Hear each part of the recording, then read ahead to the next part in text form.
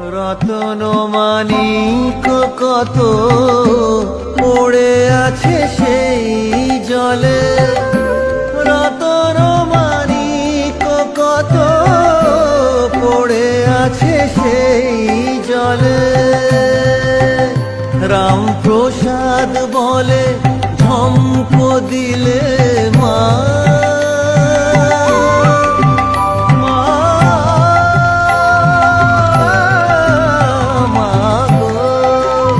রামপ্রসাদ বলে ঝম্প দিলে মিলবে রতন ফলে ফলে।